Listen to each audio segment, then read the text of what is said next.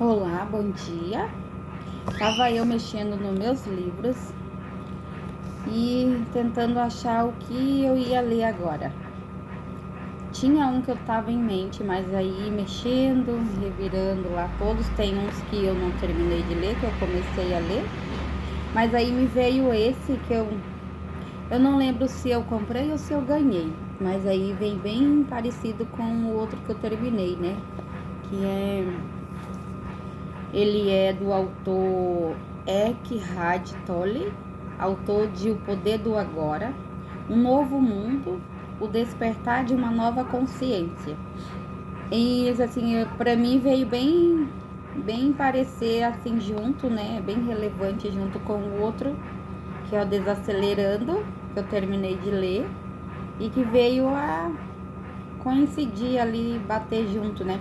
E aqui me chamou muita atenção que aqui no livro ele coloca a imagem de uma folha, né? Dá pra você ver que é uma folha. E essa folha desidratada, tipo uma foto escaneada minuciosamente dentro da folha, né?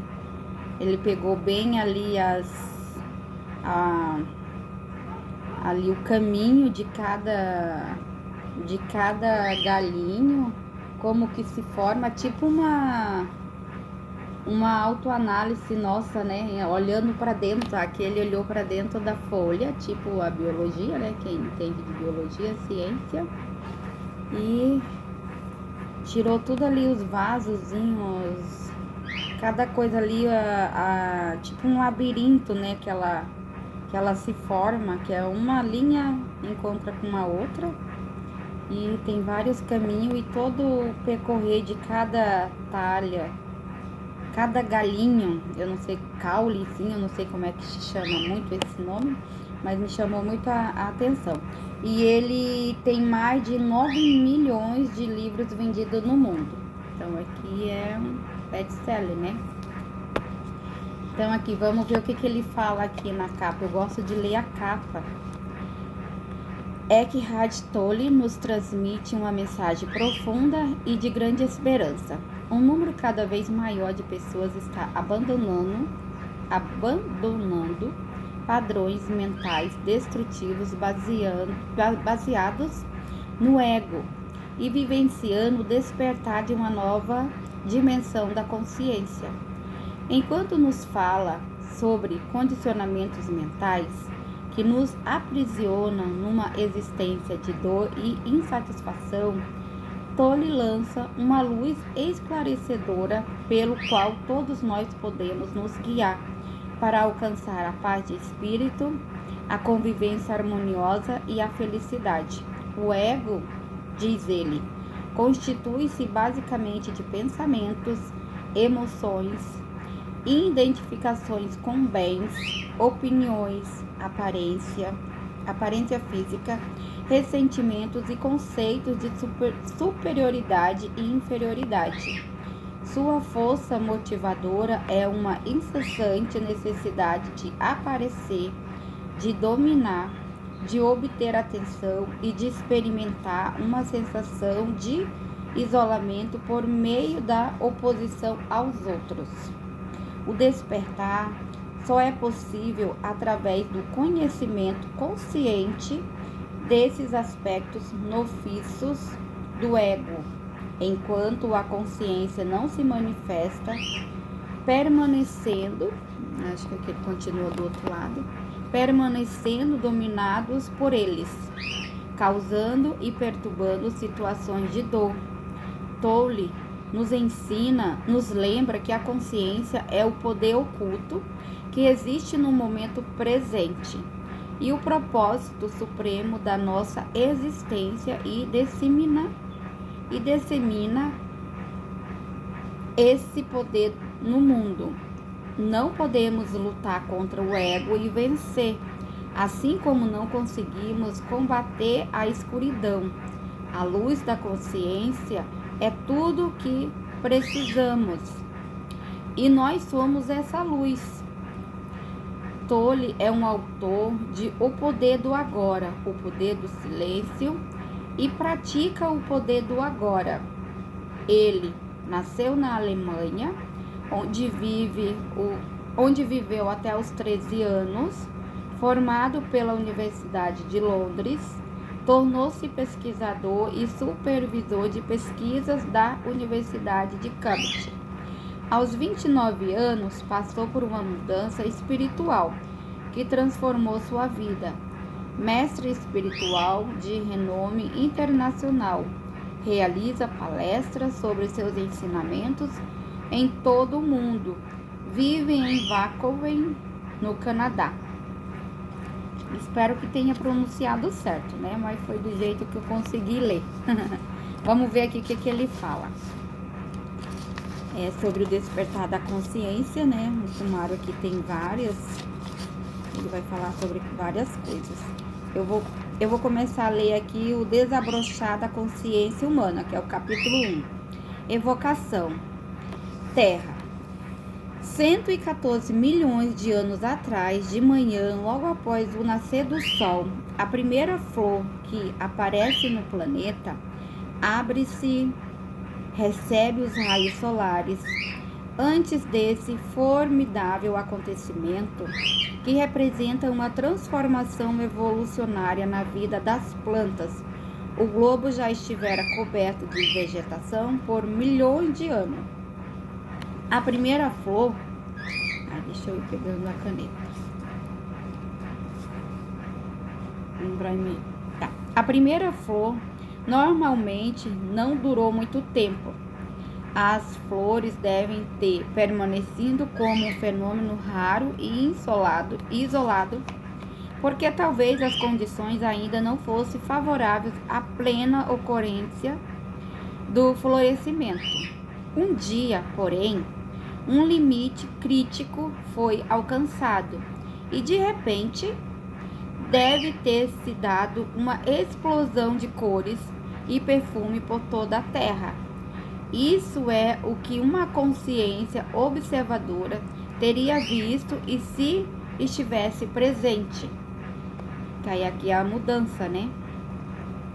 Muito tempo depois, esses seres delicados e fragrantes que chamamos de flores viriam a despertar um papel essencial na evolução da consciência de outras espécies.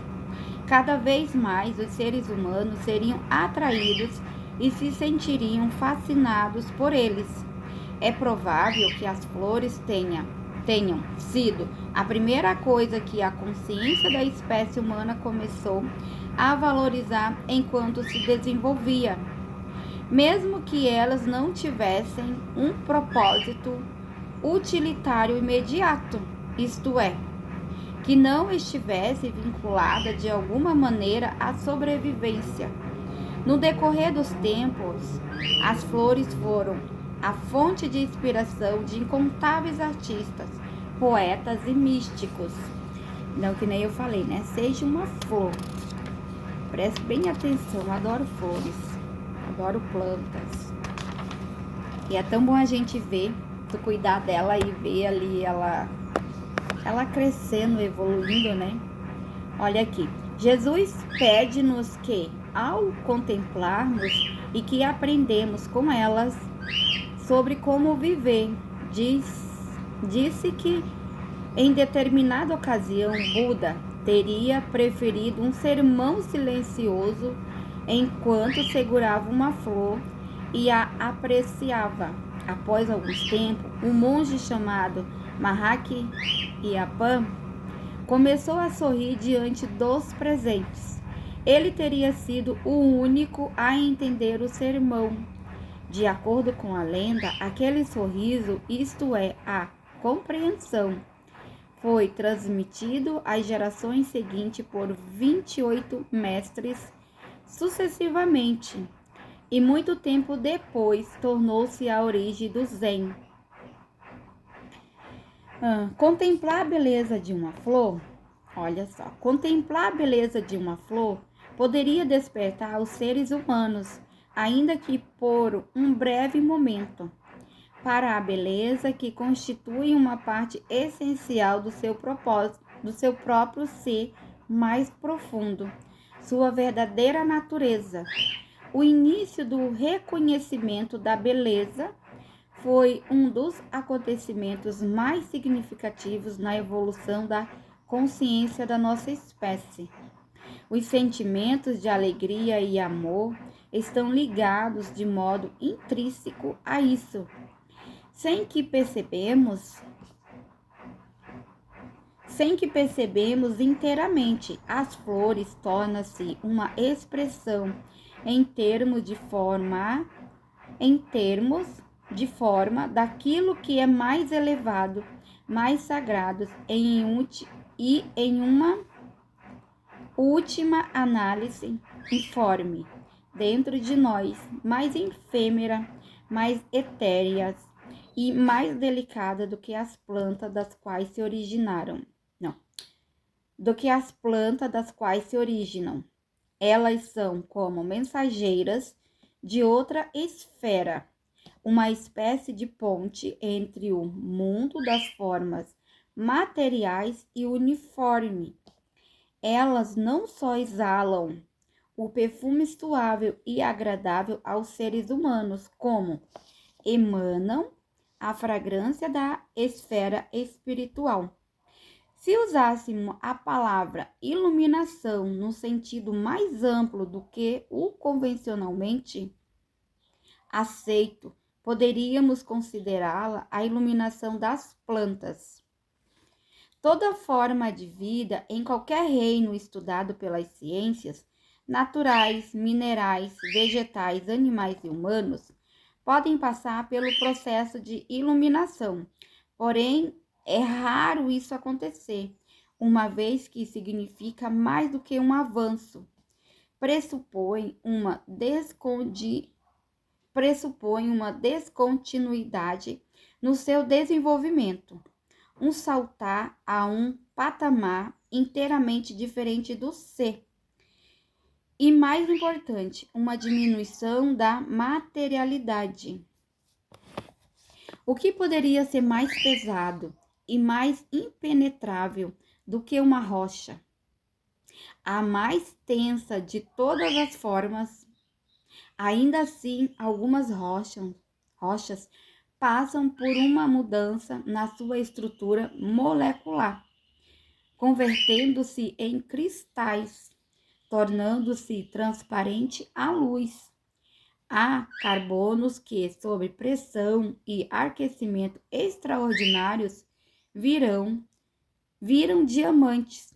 Aqui o processo do diamante, né? Eu adoro diamante, pelo brilho que ele dá, né? Aquelas luz, justamente por essa parte, pela luz que ela dá, que ela reflete. E nessa luz ela transmite várias cores. Eu acho muito bonito. Isso que eu nunca peguei ao vivo, né? Eu só vejo pela TV e algumas pedras que imitam. Isso me chama muita atenção. Pela forma, né? Eu já tinha visto filmes, mas aqui ele fala como que da rocha se transforma, né? Então, aqui, ó. Enquanto determinados minerais passando se transformam em outras pedras preciosas. Quase todos os répteis, as mais terrenas de todas as criaturas, permanecem imutáveis por milhões de anos. Alguns deles, contudo, desenvolveram Alguns deles, contudo, desenvolveram pernas e asas e se transformaram em aves, desafiando assim a força da gravidade que os dominam por tanto tempo. Não é que eles tenham apenas passado a rastejar e a caminhar melhor. Esses animais transcenderam completamente a capacidade de realizar esses dois tipos de movimento. Destes tempos imemorais, as flores, os cristais, as pedras preciosas e as aves têm um significado especial para o espírito humano, a exemplo de todas as formas vivas. Esses elementos são, é claro, manifestações temporárias da vida subjacente, da consciência única, seu significado especial e a razão pela qual despertam tamanha fascinação nos seres humanos, que possui um grande sentimento de afinidade em relação a eles, podem ser atribuídos à sua própria etérea. Como existe certo grau de presença, isto é, de atenção silenciosa e permanente nas percepções humanas, nossa espécie tem a faculdade de sentir a essência vital divina, a consciência ou espírito imutável, que há em todas as criaturas, em todas as formas de vida, reconhecendo-a como compatível com nossa própria essência. Por isso somos capazes de amá-la como a nós mesmos.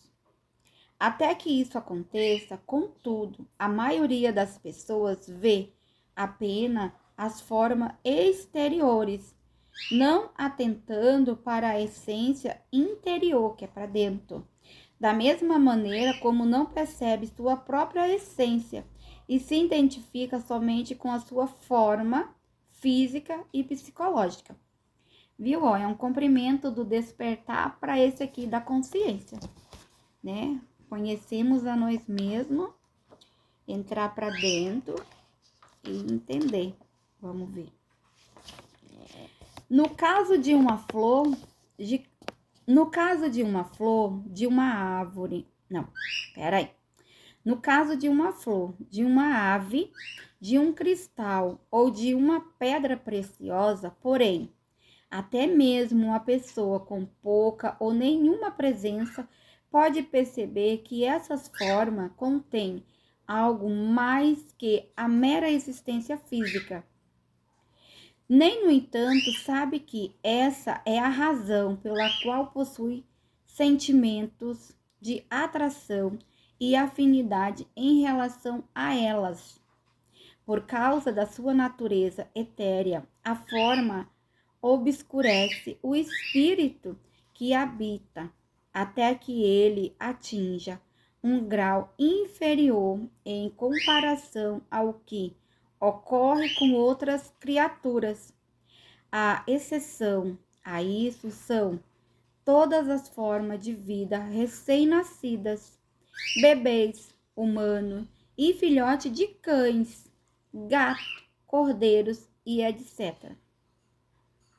Esses seres são frágeis, delicados, ainda não firmemente estabelecidos na materialidade, uma inocência, uma doçura e uma beleza que não são deste mundo, brilham por meio deles.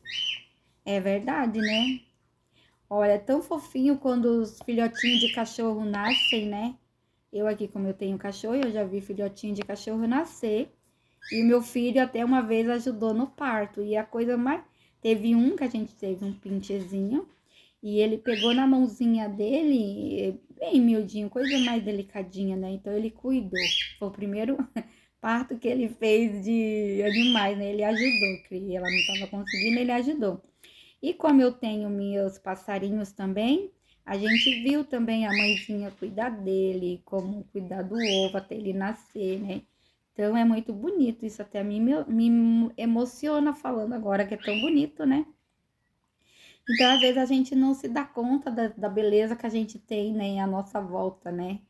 Só depois de muitos anos que a gente vai ter consciência daquilo que é o que eu tô tendo agora, né? Desse modo, quando estamos atentos e contemplamos uma flor, uma ave ou um cristal, sem nomeá-los mentalmente, eles se transformam numa janela para o que não tem forma. Surge uma abertura interna, ainda que quase imperceptível, para o domínio espiritual. É por isso que desde tempos imemorais, essas 3 formas de vida iluminadas desempenham um papel tão importante na evolução da consciência humana. Também é por essa razão que, por exemplo, a joia da flor de lótus é um símbolo fundamental do budismo, enquanto uma ave branca, a pomba, representa o Espírito Santo no cristianismo. Elas vêm preparando o terreno para uma mudança mais profunda na consciência planetária, que está destinada a acontecer com nossa espécie. Esse é o despertar espiritual que estamos começando a testemunhar agora. O propósito deste livro estará a humanidade pronta para uma transformação da consciência, um florescimento interior tão radical e profundo que, comparado a ela, o desabrochar das flores, por mais bonito que seja, pareça apenas um pálido reflexo.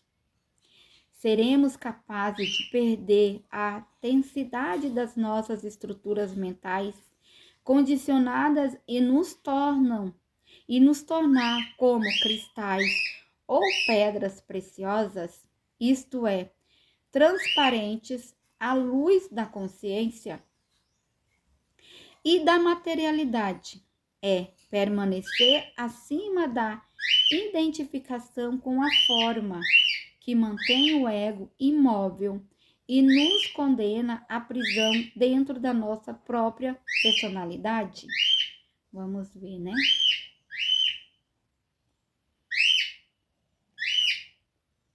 A possibilidade de ocorrer uma transformação desse tipo tem sido a essência dos ensinamentos de grande sabedoria da humanidade.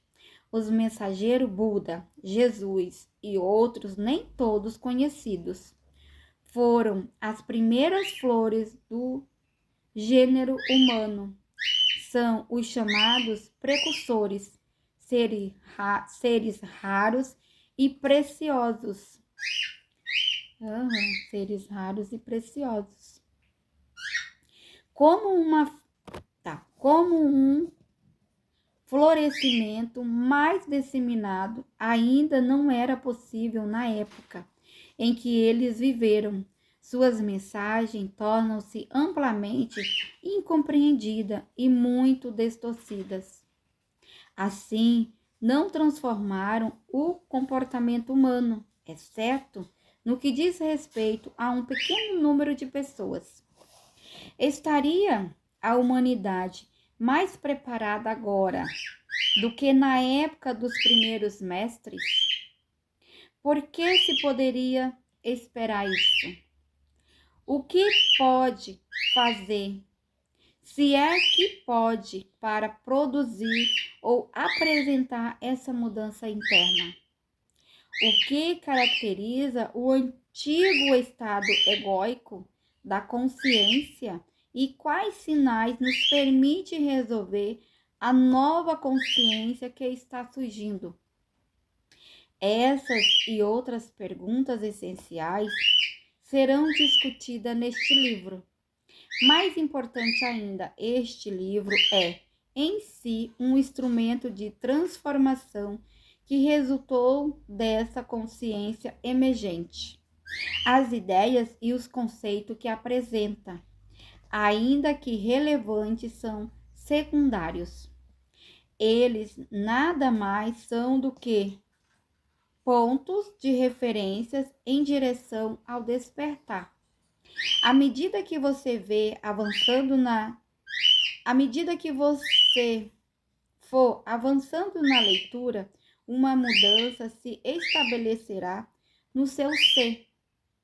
O principal propósito deste livro não é acrescentar novas informações e crenças à sua mente, nem tentar convencê-lo de, alguma coisa, e sim produzir uma modificação da sua consciência, ou seja, o despertar. Nesse sentido, ele não é interessante. Chamamos de interessante uma leitura que nos permite manter o distanciamento, analisar as ideias e os conceitos, concordar ou discordar. Mas este livro é sobre você, sobre eu. Vamos ver o que ele nos reserva. Se ele não modificar seu estado de consciência, não terá feito sentido. Ele só pode despertar quem está pronto para isso. Nem todo mundo se encontra nesse estágio. No entanto, muitas pessoas já o atingiram. E com cada indivíduo que desperta, um impulso sobre a consciência coletiva cresce, fazendo com que o processo fique mais fácil para os outros. Se você não sabe o que significa despertar, continue lendo. Vamos continuar lendo. Só por meio da experiência se conhece o verdadeiro sentido desta palavra. Um lampejo é suficiente para dar início a essa transformação que é irreversível. Para alguns, esse vislumbre virá enquanto estiverem lendo estas páginas. No caso de outros, talvez o processo já esteja em andamento e eles ainda não tenham compreendido. Este livro os ajudará a perceber isso. Para alguns indivíduos, ele pode ter desencadeado por uma perda ou por um sofrimento. Porém, também pode Para alguns indivíduos, ele pode ter desencadeado por uma perda ou um sofrimento. Será que foi isso que me veio chegar até ele? Vamos ver. Eu estou passando por um processo, né? Então, vamos ver se é isso. Porém, também pode ser iniciado pelo contato com o mestre ou ensinamento espiritual, pela leitura do meu livro O Poder do Agora, ou de outra obra espiritualmente viva e, portanto, transformadora, ou por qualquer combinação desses fatores. Se o processo do despertar já estiver ocorrendo com você, esta leitura irá acelerá-lo. Agora engasguei. Vamos lá ver. Se o processo do despertar já estiver ocorrendo com você, esta leitura irá acelerá-lo e identificá-lo. Um ponto essencial do despertar é a identificação daquela parte em nós que ainda não se modificou. É para mim este livro. Vamos lá. Para mim e para quem me escutar, né? Se ainda não chegou no processo também que nele fala aqui. O ego, de maneira como ele pensa, fala e age, assim como o reconhecimento do processo mental condicionado coletivamente que perpetua esse estado não desperto. É por isso que este livro mostra os aspectos principais do ego e como eles se manifestam no plano individual e coletivo. Isso é importante por dois motivos que se interrelacionam. O primeiro dele, vamos ver qual que é o primeiro. O primeiro dele é: a menos que conheça o mecanismo básico por trás do funcionamento do ego, você não o detectará. E ele irá enganá-lo, impedindo que o reconheça todas as vezes que tentar.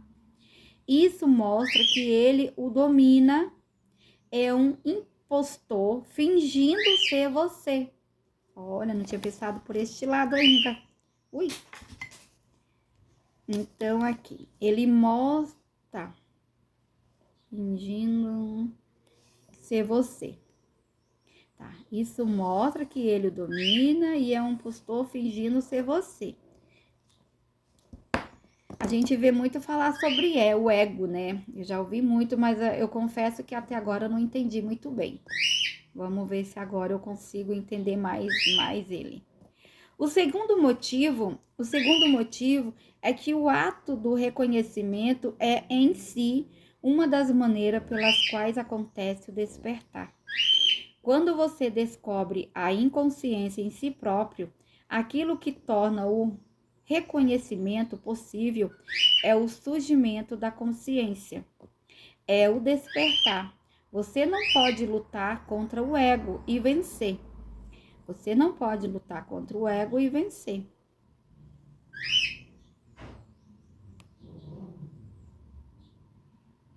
Tá. Assim como não consegue combater a escuridão, a luz da consciência é tudo o que é necessário. Você é essa luz, você aí é essa luz, eu sou essa luz. Ó, um distúrbio herdado. Vamos ver aqui. Se examinarmos mais deditamente as antigas religiões e tradições espirituais da humanidade, veremos que, por baixo de grande parte das diferenças superficiais que elas apresentam, há duas ideias centrais. Com as quais a maioria delas concordam, embora as palavras usadas para explicar essa ideia sejam diversas. Todas as remetem a uma verdade fundamental dupla. Nessa sessão abordarei uma das suas fases, a negativa, e na próxima a positiva. A primeira parte ou aspecto ruim dessa verdade é a compreensão de que o estado mental normal de quase todos os seres humanos contém um forte elemento do que podemos chamar de distúrbio ou disfunção e até mesmo de loucura. Eu entendo muito sobre isso. Determinados ensinamentos fundamentais do hinduísmo talvez seja os que mais se aproximem da ideia de que esse desajuste é uma forma de doença mental coletiva. Eles o chamam de Maya, o véu da ilusão. Já ouvi falar sobre esse também, mas confesso também que eu não entendi muito, mas aos pouquinhos a gente tá indo, né? A Márcia vai indo. Ramana Maharshi, um dos maiores sábios indianos, afirma sem rodeio: a mente é Maya. Mas eu já escutei que a mente é Maya. O budismo emprega termos diferentes de acordo com Buda. A mente humana, no seu estado normal, produz Dukkha. Foi isso que eu pronunciei certo. Termo Pali, que pode ser traduzido como sofrimento, insatisfação ou tristeza, entre outros. Para ele, essa é uma característica da condição humana. Não importa onde vamos nem o que façamos, diz o mestre. Encontraremos Dukkha. E isso se manifestará em todas as situações, cedo ou tarde. De acordo com os ensinamentos cristãos, o estado coletivo normal da humanidade é de pecado original. A palavra pecado tem sido incompreendida ao longo dos séculos, traduzida de forma literal do grego antigo, idioma em que o Novo Testamento foi escrito originalmente. Ele significa errar o alvo, como na situação de um arqueiro que falha em atingir ponto de mira. Assim, pecar quer dizer errar o sentido da existência humana. Corresponde a viver de maneira desorientada, cega e, portanto, sofre e causa sofrimento, sem a gente ter consciência, né? Então, tu sofre e faz pessoas sofrerem. Uma vez mais, essa palavra despojada da sua bagagem cultural e de sentidos equivocados indica o distúrbio inerente à condição humana. Distúrbio inerente da condição humana. Então, todos na percepção dele aqui, né? Então, todos mais cedo ou mais tarde vai passar por alguma dessa situação. Deixa eu tomar um pouquinho d'água.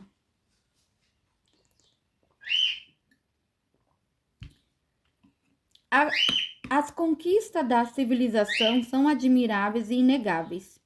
Criamos obras sublimes de música, literatura, pintura, arquitetura e esculturas.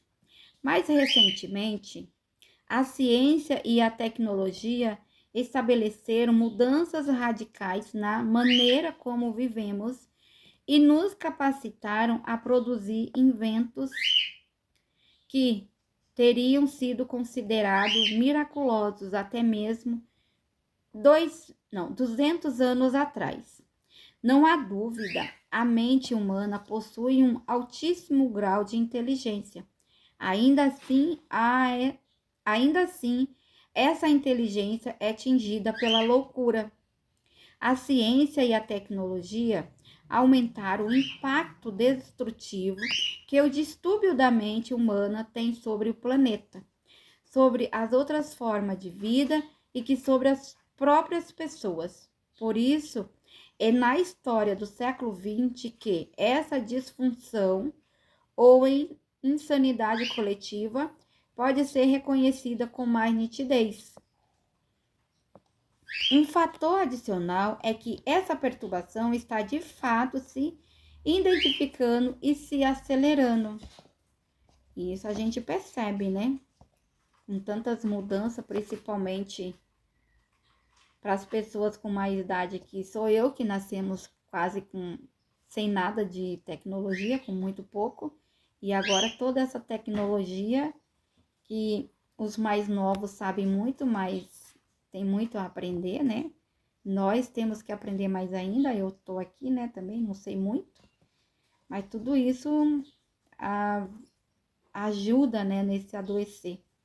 A Primeira Guerra Mundial eclodiu em 1914. Lutas destruidoras e cruéis, motivadas por medo, cobiça e desejo de poder. São ocorrências comuns em toda a história da nossa espécie. Infelizmente, né? Assim como foram a escravidão, a tortura, a violência disseminada, infligidas por motivos religiosos e ideológicos. Os seres humanos sofreram mais nas mãos uns dos outros do que em decorrência de desastres naturais. Em 1914, a mente humana altamente inteligente inventou não só o motor de combustão interna, como também bombas, metralhadoras, submarinos, lançam-chamas e gases venenosos. A inteligência a serviço da loucura. Nas trincheiras estáticas da guerra, na França e na Bélgica, milhões de homens pareceram para ganhar alguns poucos quilômetros de lama. No fim do conflito, em 1918, os sobreviventes observaram, horrorizados e incrédulos, o saldo da devastação. 10 milhões de pessoas mortas e muitos mais mutiladas ou desfiguradas. Nunca antes a loucura humana tivera consequências tão devastadoras e deixaram efeitos tão evidentes. Mal sabiam eles que aquilo era apenas o começo. No fim do século XX, o número de pessoas mortas violentamente pelas mãos de outras chegou a mais de 100 milhões. Essas mortes foram causadas não apenas por guerra entre países, mas também pelo extermínio em massa e homicídios como a execução de 20 milhões de inimigos de classe, espiões e traidores na União Soviética durante o governo de Stalin e o Holocausto na Alemanha nazista, que deixou um registro de horrores indescritíveis. Além disso, muitos morreram em incontáveis conflitos mais restritos, como a Guerra Civil Espanhola e o massacre de 25% da população do Camboja durante o regime do Khmer Vermelho. Não sei se está certa a pronúncia. População do Camboja durante o regime, de Khmer Vermelho. Basta assistirmos ao noticiário para ver a loucura. Não arrefeceu, ela continua no século XXI. Um dos aspectos do distúrbio coletivo da mente humana. Um dos aspectos do distúrbio coletivo da mente humana é a violência sem precedente que estamos infligindo a outras formas de vida e ao próprio planeta. A destruição de florestas que produzem oxigênio e de outros seres vegetais e animais. Os maus tratos aplicados a animais em propriedades rurais, voltada à produção comerciais e o envenenamento de rios e oceano do ar. Então, tudo é coletivo, Isso prejudica todos nós, Não é só um. Você pode estar lá do outro lado do planeta, que todos nós aqui na ponta também vamos sofrer. Todos sofremos com tudo, Não vai ser só um povo, só um país, uma cidade. Todos sofremos junto. E a natureza, ela ultimamente, a gente vê que ela também está se revoltando contra nós, que fizemos maldade para ela. Tudo isso é consequência e afeta todos nós, de um jeito ou de outro, Todos somos afetados. Motivados pela cobiça, ignorantes da nossa interdependência do conjunto como um todo, persistimos no comportamento que, se continuar indiscriminadamente, resultará na própria destruição. As manifestações coletivas de insanidade que se encontram na essência da condição humana constituem a maior parte da história da nossa espécie. E, em grande medida, essa história é de loucura. Se ela fosse o relato do caso clínico de uma única pessoa, o diagnóstico seria ilusões paranoicas crônicas, propensão patológica para cometer assassinato e atos de extrema violência e crueldade contra inimigos imaginados, sua própria consciência projetada exteriormente, uma insanidade criminosa com breve intervalo de lucidez. Medo, cobiça e desejo de poder são as forças motivadoras psicológicas que estão por trás não só dos conflitos armados e da violência envolvendo países, tribos, religiões e ideologias, mas também do desentendimento incessante nos relacionamentos pessoais. Elas produzem uma distorção na percepção que temos uns dos outros e de nós mesmos, Por meio delas, interpretamos erroneamente todas as situações, o que nos leva a adotar uma ação equivocada para nos livrarmos do medo e satisfazemos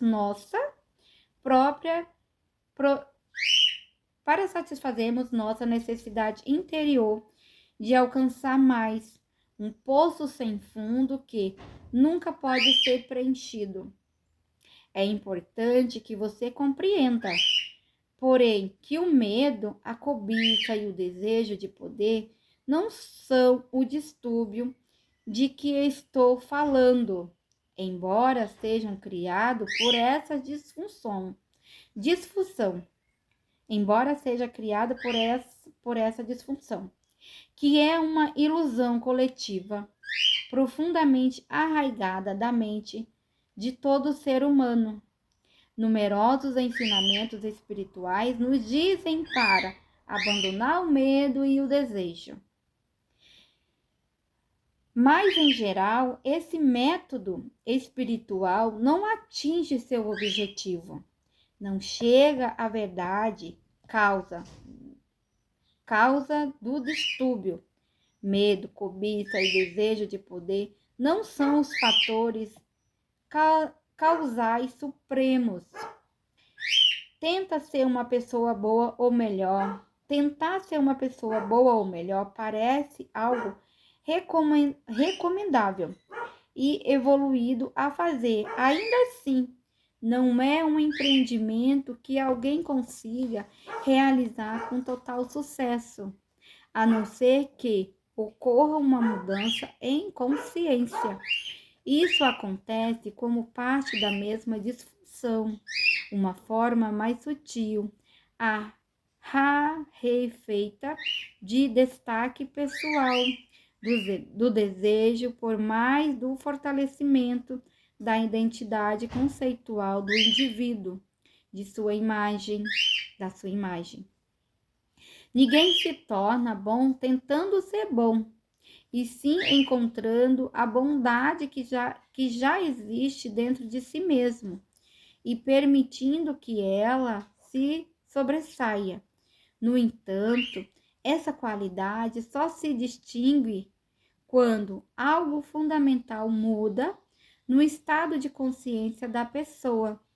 A história do comunismo, inspirado originalmente por ideias nobres, ilustra com clareza o que acontece quando as pessoas tentam alterar a realidade externa, a realidade de fora, né?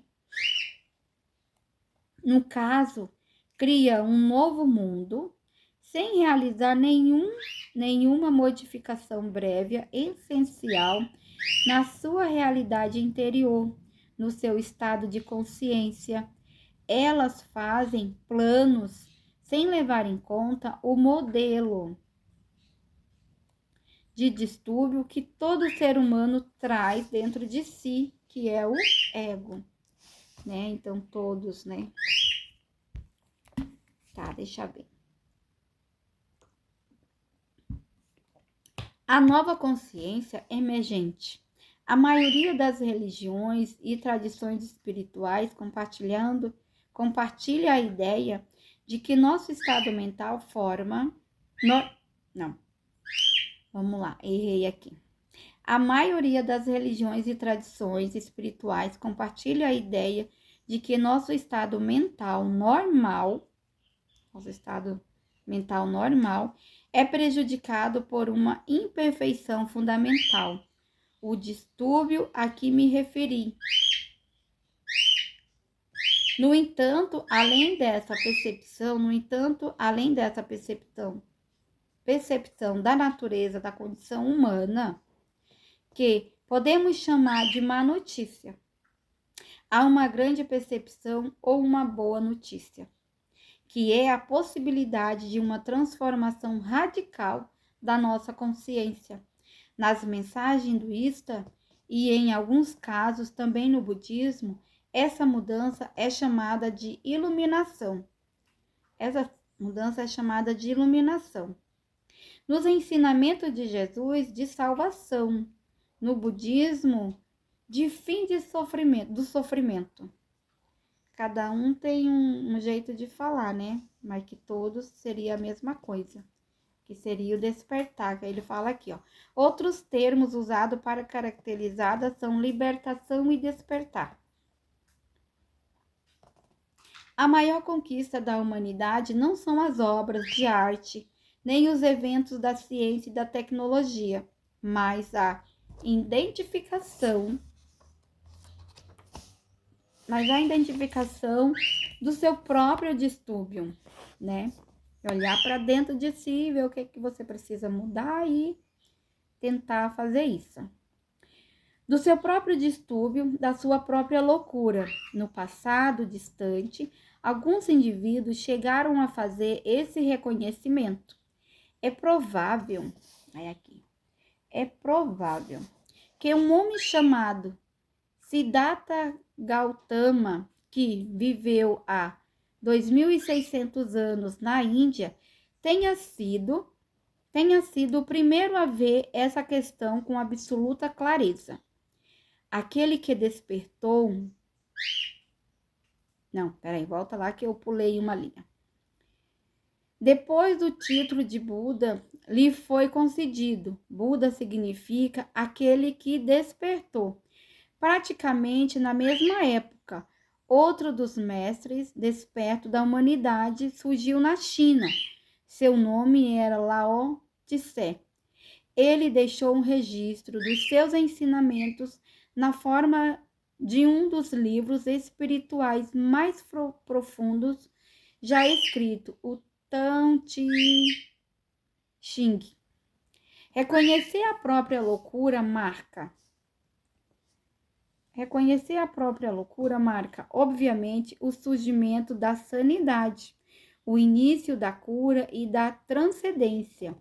Uma nova dimensão da consciência começava então a emergir no planeta, a primeira tentativa de florescimento.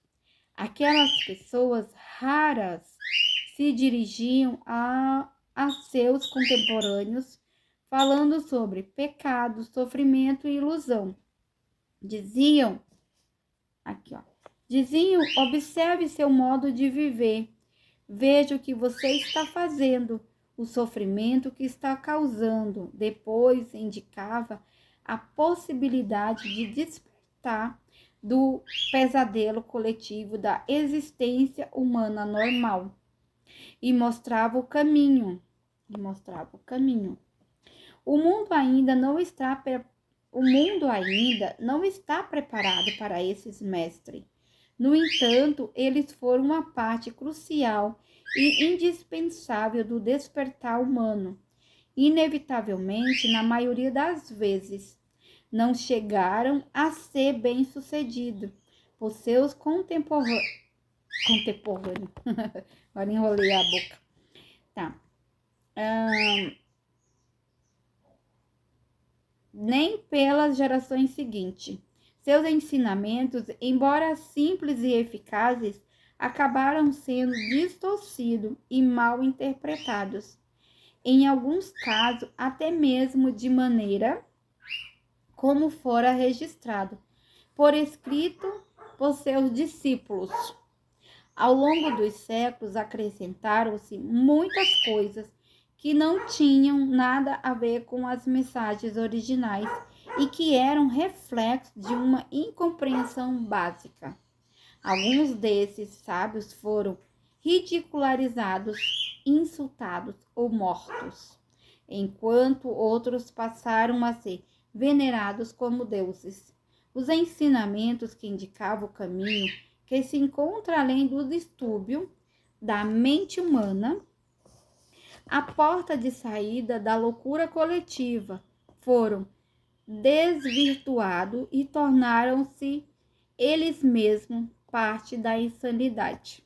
Assim, as religiões, numa grande medida, firmaram-se como forças divisórias em vez de unificadoras, em lugar de estabelecerem o fim da violência e do ódio por meio da compreensão da unicidade fundamental de toda a vida. Elas suscitaram mais violência e ódio, mais separações entre indivíduos, religiões e até mesmo rupturas dentro de um mesmo credo. Tornaram-se ideológicas, sistema de crenças com as quais as pessoas podiam se identificar, e elas os usavam para ressaltar sua fala, percepção do eu.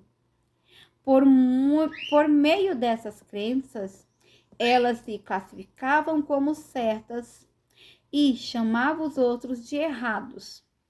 Assim, definiam sua ideologia diante dos inimigos ou os outros, e não crentes ou crentes equivocados, e algumas vezes consideravam-se no direito de matá-los, o homem feito. O homem feito, Deus. Agora que me veio a lembrança de uma parte da Bíblia, né? Que Deus pega ali a moça lá, a prostituta, e fala para todos que estava apredejando ela, né? Atirando pedra sobre ela. Atire a primeira pedra quem nunca pecou, né?